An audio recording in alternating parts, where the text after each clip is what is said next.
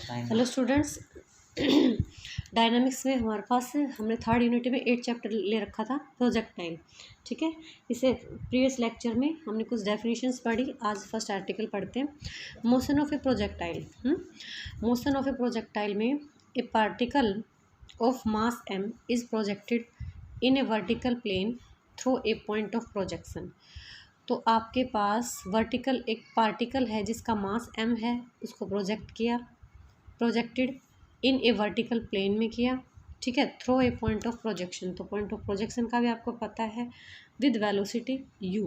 तो आप लेते इनिशियल जो वेलोसिटी लेते हो आप वो u से लेते हो, right. In A direction making an angle alpha, और जो कि वो पार्टिकल है वो एंगल अल्फा बना रहा है। तो आप एंगल ऑफ प्रोजेक्शन को भी पता है, विद द हॉरिजेंटल लाइन के साथ। तो to find its motion and path describe. तो हमें इसका मोशन और पाथ निकालना है। ठीक है, मोशन को डिस्क्राइब करना है एंड पाथ को निकालना है। ठीक है, तो देखिए मैंने लिया ये एक्स वाई प्लेन ले लिया, ये मेरी एक्स एक्सिस है, ये मेरी वाई एक्सिस है। मैंने ये पार्टिकल थ्रो किया। ठीक है, पार्टिकल थ्रो किया। इस पार्टिकल ने according to question horizontal line के साथ कितना एंगल बनाया, अल्फा एंगल बनाया। ठीक है, और ये जो है आप इसको आगे मत पढ़िए, ये मैं धीरे धीरे एक्सप्लेन करूँगी कि मैंने पी क्यों लिया है और किस लिए। तो देखिए मेरे पास क्या है, ओ एक्स ओ वाई है जो ओ पे मीट कर रहे हैं। तो ओ जो मेरा है वो क्या है, पॉइंट ऑफ प्रोजेक्शन है। और ये जिस भी वेलोसिटी के साथ क्वेश्चन में दे रखा है यू जो है वो हमारी क्या है, ओ हमने पॉइंट ऑफ प्रोजेक्शन ले लिया।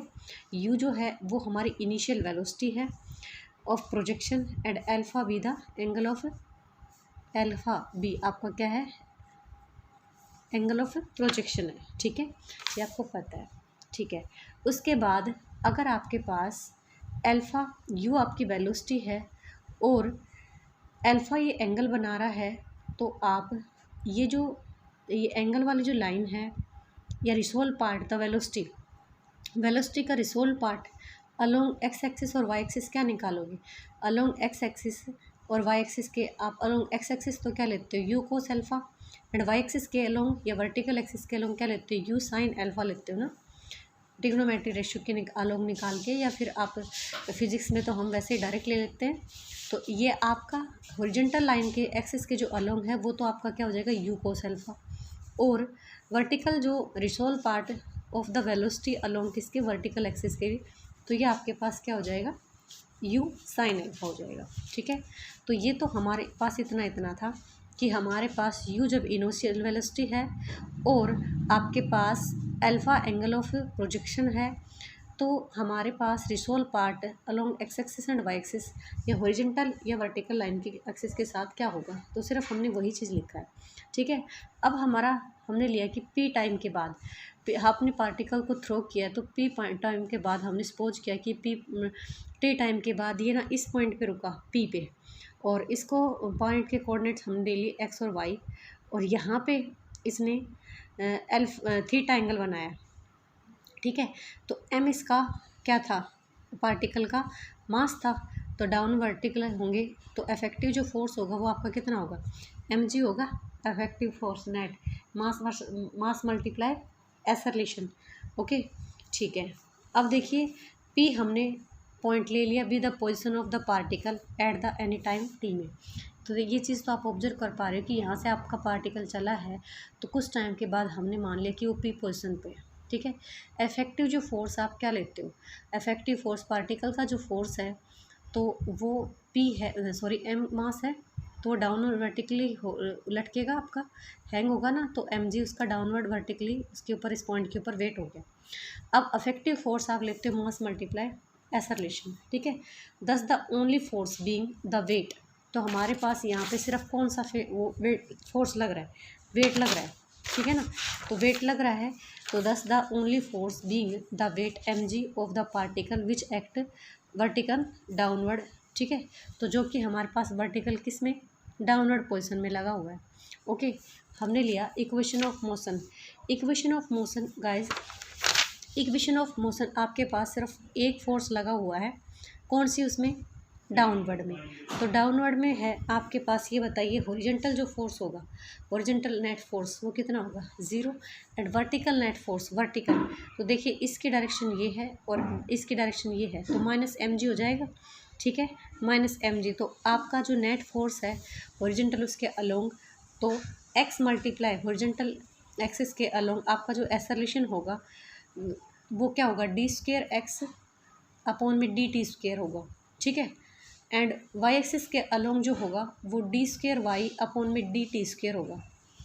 एक्सेलरेशन बोल रही हूँ मैं आपका, तो एक्सेलरेशन हॉरिजॉन्टल उसके अलोंग, तो एम हमारे पास M multiply acceleration is equal to 0 along horizontal direction net force, क्योंकि हमारे पास एक ही जो फोर्स है वो लग रहा है और वो हमारा डाउनवर्ड लग रहा है, ठीक है। तो हॉरिजॉन्टल डायरेक्शन में हमारे पास कोई भी फोर्स अप्लाई नहीं हो रहा, तो रिजल्टिंग जो फोर्स होगा वो क्या होगा आपका 0। तो नेट जो फोर्स है या रिजल्टिंग फोर्स हम कैसे निकालते हैं, एम मल्टीप्लाई में एक्सेलरेशन मास मल्टीप्लाई, तो मास मल्टीप्लाई एक्सेलरेशन, तो ये आपके पास हो गया एम इंटू में डी स्क्वेयर एक्स अपॉन में D square D T square equals to 0। And तो ये देखिए आप इसको क्या लिख सकते हो, डी स्क्वेयर एक्स अपॉन में डी टी स्क्वेयर। अब देखिए वर्टिकली उसके अलोंग मास मल्टीप्लाई एक्सेलरेशन, और ये डाउनवर्ड फोर्स आपका लग ही रहा है, तो ये डाउनवर्ड फोर्स लग रहा है तो डायरेक्शन अपोजिट है, तो आप क्या लोगे, नेगेटिव में लोगे, दोनों तरफ से हमने कैंसिल कर दिया, ये क्या हो गया माइनस हो गया। अब इसने ये कहा कि आपको ना इक्वेशन बनानी है, तो पाथ बनाना है, तो आपका पाथ जो बनेगा वो किस में बनेगा, आप जो काम कर रहे हैं कौन से प्लेन में कर रहे हैं, 2D प्लेन में कर रहे हैं, एक्स वाई प्लेन में, तो आपके पास रिजल्टिंग जो भी इक्वेशन आएगी वो आपकी वही इक्वेशन जो है वो आपका ट्रेजेक्ट्री का क्या कहलाएगा, पाथ कहलाएगा प्रोजेक्टाइल का, ठीक है। तो अब आपके पास ये दो इक्वेशंस हैं, तो हम इन दोनों इक्वेशंस को सॉल्व करेंगे और इन्हीं से हमारे पास पाथ आ जाएगा, ठीक है। तो देखिए ये मैंने इक्वेशन नंबर 1 कंसीडर कर लिया, इसको इक्वेशन नंबर 2 कंसीडर कर लिया। अब मैं क्या करूँगी, इन दोनों को एक्स और वाई डिस्टेंस निकालने के लिए मैं इंटीग्रेट करूँगी। तो इंटीग्रेट किया मैंने 1 और 2 को विद रिस्पेक्ट टू टी। तो फर्स्ट वाले में डी स्क्वेयर एक्स अपॉन में डी टी स्क्वेयर था गाइस, इधर 0 था, तो कॉन्स्टेंट यूज़ करते हो आप, तो इंटीग्रेशन लोगे तो ये आपका कट हो गया और ये आपका क्या बन जाएगा, डी एक्स अपॉन में D T is equal to C1। Second से आपका सेकेंड जो साइड थी वो फिल हो रखी, तो डी वाई अपॉन में D T equal to minus G T plus में C2। ये मैंने आर्बिटरी को सॉरी अब हम क्या करेंगे, इन आर्बिटरी कांस्टेंट को एलिमिनेट करेंगे। तो इनिशियली जो टाइम है वो हम क्या लेंगे, इनिशियली टाइम 0 होगा, तो जब हम t इज इक्वल टू 0 डालेंगे इसमें, t इज इक्वल टू 0, तो आपका डी एक्स अपॉन में क्या होगा dt, और डी एक्स अपॉन में dt मतलब C1, इसमें आपके पास ये क्या बन जाएगा u कोस एल्फा, आपका ये जो वेलोसिटीज़ को शो कर रही है, ठीक है ना, मतलब कि रिशोल पार्ट अलोंग आपने पहले भी निकाल लिया था along X axis and Y axis, तो ये आपका यू कोस अल्फा।